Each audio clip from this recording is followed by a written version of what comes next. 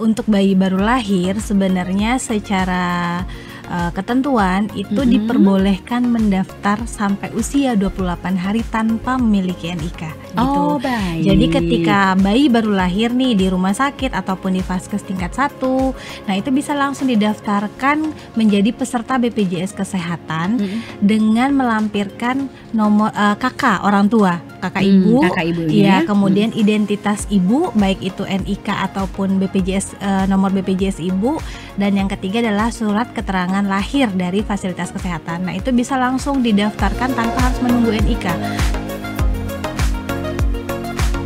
Halo Sobat PK, kembali lagi bersama dengan saya Joanita Ari dalam program wawancara khusus. Kali ini program wawancara khusus kita dengan BPJS Kesehatan Jakarta Barat.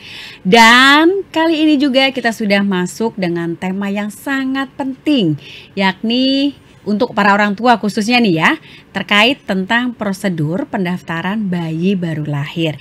Dan sudah hadir bersama saya saat ini Ibu Niki Anelia. Beliau adalah Koordinator Edukasi dan Penanganan Pengaduan Peserta BPJS Kesehatan Jakarta Barat. Saya izin menyapa dulu ya. Halo Ibu Niki. Halo Ibu. Terima kasih loh Ibu sudah berkenan hadir. Iya, di studio sama-sama. kami. Saya juga kebanggaan sekali bisa diundang ke sini. Aduh.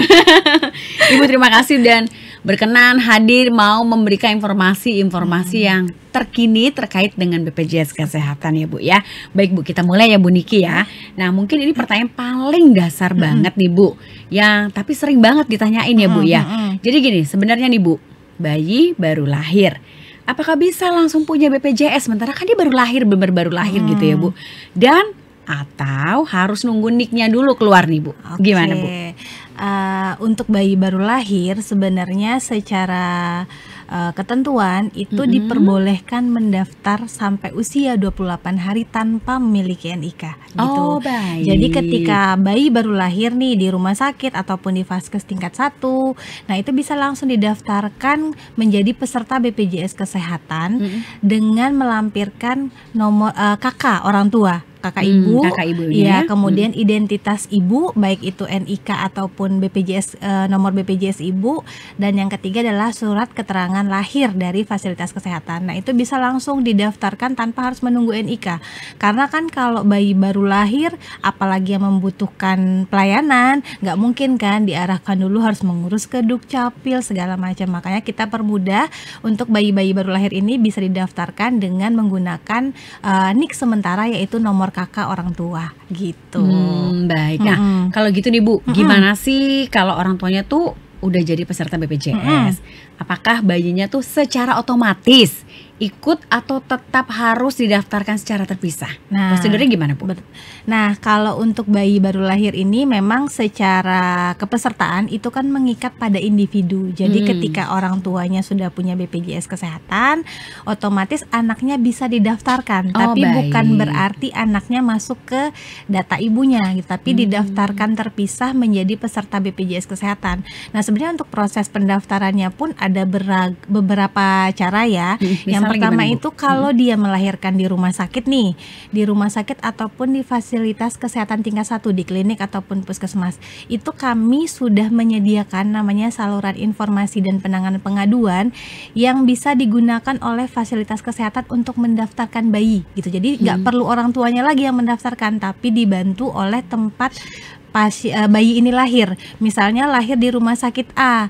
Nah, ketika dia memang membutuhkan pelayanan, itu biasanya rumah sakit akan langsung konfirmasi ke keluarga, apakah kami boleh minta kakak orang tua supaya nanti bisa diajukan ke BPJS Kesehatan gitu. Jadi sebenarnya kalau sudah menggunakan BPJS Kesehatan, untuk pendaftaran bayinya sebenarnya akan lebih mudah gitu. Karena memang kita ada beberapa fasilitas untuk pendaftaran bayi baru lahir ini gitu. Baik, jadi semuanya tuh mudah aja dan nggak usah harus nunggu punya NIK dulu gitu ya Bu ya. Baik, kemudian gini Bu, biasanya nih Bu, berapa lama sih Bu waktu yang diperlukan untuk mendaftarkan bayi yang baru lahir ini Bu?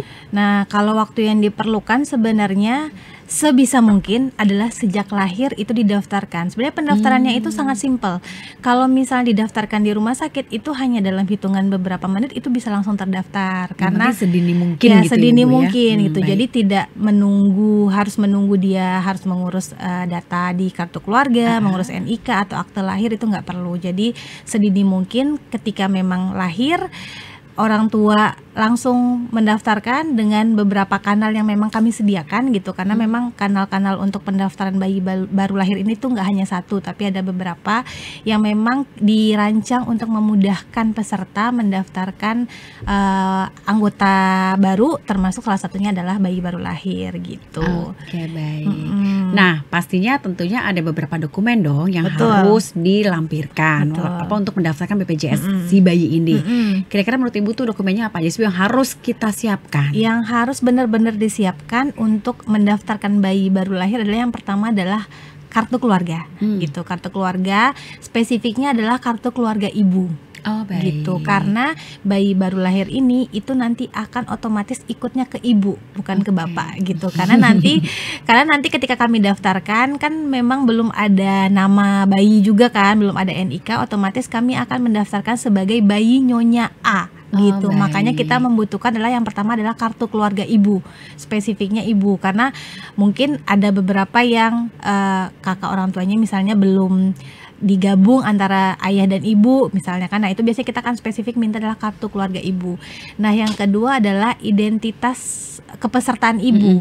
Boleh KTP, boleh kartu BPJS kesehatannya, atau nomornya juga boleh. Jadi nggak harus melampirkan berkas, tapi kita punya data identitas kepesertaan si ibu. Nah, yang ketiga adalah surat keterangan lahir. Nah, baik. surat keterangan lahir ini sudah pasti karena memang dokumen ini nanti yang akan kami daftarkan sebagai acuan untuk membuat status si bayi ini, tanggal lahirnya kapan gitu. Makanya kita membutuhkan dokumen asli dari surat keterangan lahir ini yang dikeluarkan oleh fasilitas kesehatan gitu. Tapi kalau misalnya kan ada beberapa yang ternyata dia tidak lahir di fasilitas kesehatan misalnya gitu, ada yang lahir di rumah atau apa. Nah, itu biasanya kita kan minta surat keterangan gitu. Baik. Yang penting ada surat keterangan yang menyatakan memang si bayi ini lahir pada hari apa, tanggal berapa, jenis kelamin apa gitu. Oh, jadi bentukan itu ya, Bu. Dokumen utama sih, Bu, ya sebenarnya dokumen itu ya. utama itu. Tapi kalaupun tidak bisa dibantu dengan surat keterangan gitu betul. ya. Baik, Bu. Kadang juga nih, Bu, ada kasus di bayi baru lahir yang langsung ternyata harus dirawat, terpaksa harus mendapatkan perawatan khusus di rumah sakit. Nah, dalam kondisi tersebut, kemudian apakah juga sudah bisa langsung menggunakan BPJS ya, Bu? Bisa. Oh ya? Bisa banget. Wah. Iya, bisa banget. Kayak Jadi gimana tuh, Bu? Gimana? kalau misalnya nih kondisi bayinya lahir sakit gitu, lahir sakit. Nah, kalau BPJS Kesehatan itu kan untuk penjaminan pasien dirawat di pelayanan rawat inap itu biasanya kita berikan waktu 3 kali 24 jam untuk mengaktifkan kartu gitu. Makanya untuk bayi baru lahir itu sama kita juga akan memberikan waktu untuk keluarga mengurus pengaktifan kartu BPJS Kesehatan itu waktu 3 kali 24 jam. Cuman kalau misalnya memang ibunya lahir di fasilitas kesehatan sudah menggunakan BPJS Kesehatan, biasanya tuh Vaskes akan langsung membantu mendaftarkan melalui tadi kanal yang saya sampaikan, saluran informasi pengaduan. Jadi tidak perlu lagi si orang tua atau keluarga itu lapor ke kantor BPJS Kesehatan, tapi bisa dibantu oleh Vaskes. Jadi Vaskes kan yang mengeluarkan SKL ya, surat keterangan lahir.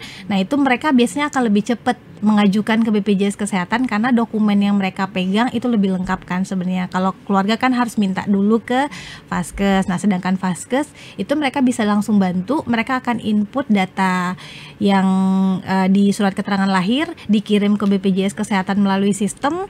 BPJS Kesehatan nanti akan approve datanya sesuai dengan dokumen yang dilampirkan oleh Vaskes.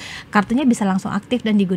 Dan saat itu juga biasanya Vaskes akan langsung membuatkan surat jaminan untuk bayi gitu. Jadi saat ini memang kita berusaha untuk memberikan kemudahan pelayanan untuk peserta BPJS Kesehatan supaya tidak harus lagi bolak-balik ke kantor BPJS Kesehatan gitu kan. Kalau dulu kan bahasanya dikit-dikit saya harus lapor dulu ke kantor BPJS urus Kesehatan. Ini dulu, urus Betul, itu dulu ya, Bu ya. Harus melampirkan berkas A, Iya, B, betul, C. betul. Nah, makanya kita sekarang coba berikan kemudahan dengan memfasilitasi proses pendaftaran ini melalui fasilitas kesehatan gitu. Jadi negara hadir untuk mempermudah kesehatan masyarakat Indonesia, Betul, gitu ya Bu ya. betul. Terutama juga untuk bayi baru lahir, meskipun bayi baru lahir gitu ya Bu Betul, ya. betul.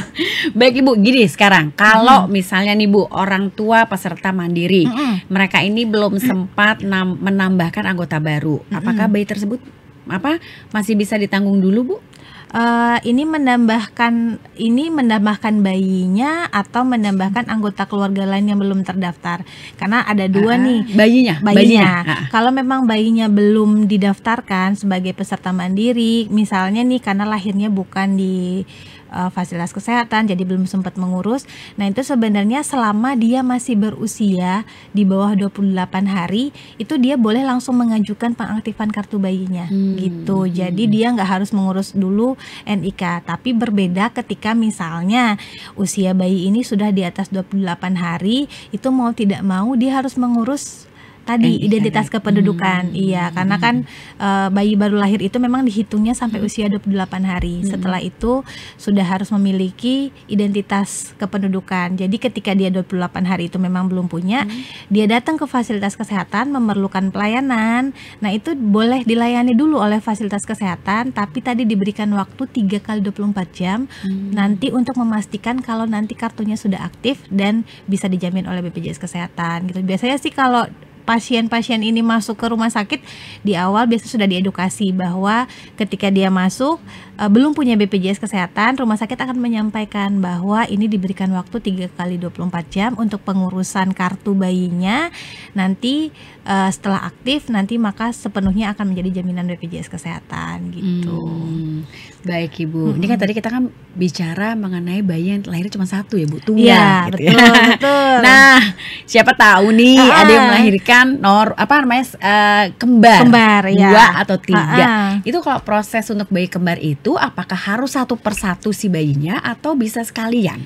Gimana, kalau untuk proses pendaftarannya itu sebenarnya cuma sama 1 kali, tapi nanti akan didaftarkan 2 atau 3 bayi. Jadi kalau misalnya memang si bayi ini lahirnya kembar, otomatis nanti kan surat keterangan lahir yang dikeluarkan oleh fasilitas kesehatan juga pasti sejumlah bayi, 2 bayi. Nah, itu kan mereka akan mengajukan ke kami akan mendaftarkan sejumlah sesuai dengan keterangan lahir itu gitu. Jadi kalau yang lahir itu adalah 2, otomatis kami akan langsung mendaftarkan juga untuk masing-masing gitu. Karena kan kalau kartu itu identik dengan individu gitu. Jadi makanya ketika dia kembar, otomatis kartu yang akan terbit pun ada 2 gitu. Tapi dokumennya sebenarnya dokumen kakaknya cukup 1 karena kan orang tuanya sama. Iya, betul.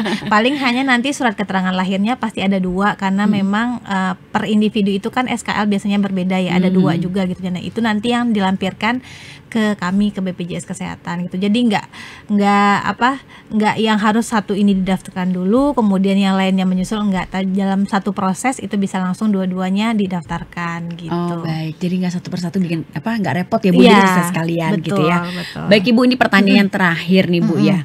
Sebenarnya ada nggak sih Bu perbedaan proses pendaftaran untuk bayi baru lahir ini antara rumah sakit negeri dengan rumah sakit swasta? Menurut Ibu gimana?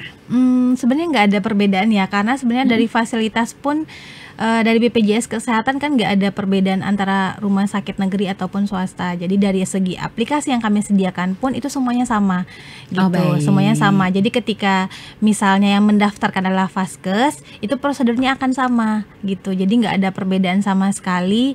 Ketika dia berobat ya, ketika ibunya melahirkan di rumah sakit negeri mungkin dibantu daftarkan, di swasta mungkin tidak gitu. Tapi itu biasanya sih nggak ada, karena memang semua Vaskes yang bekerja sama dengan BPJS Kesehatan sudah kami fasilitasi gitu untuk akses aplikasi yang bisa langsung mengajukan pendaftaran bayi baru lahir gitu. Kecuali nanti mungkin ada beberapa kan BPJS Kesehatan itu rata-rata kalau untuk pegawai swasta ataupun pegawai negeri itu kan hanya menjamin 3 anak ya, 3 anak. Jadi kalau misalnya anak keempat, nah itu biasanya nanti prosedurnya memang agak sedikit berbeda dengan prosedur pendaftaran anak 1 sampai 3 gitu. Oh, baik. Jadi perbedaannya itu situ aja gitu ya, ya di Bu, situ ya? aja. Tapi kalau dari yang lain semuanya sama, nggak ada perbedaan sama sekali gitu. Oke, baik Ibu Niki, terima kasih untuk penjelasannya terkait bayi baru lahir ini, dan ini sangat bermanfaat ya Bu, khususnya untuk para ibu-ibu yang saat ini sedang tengah menunggu kelahiran bayi-bayi mereka.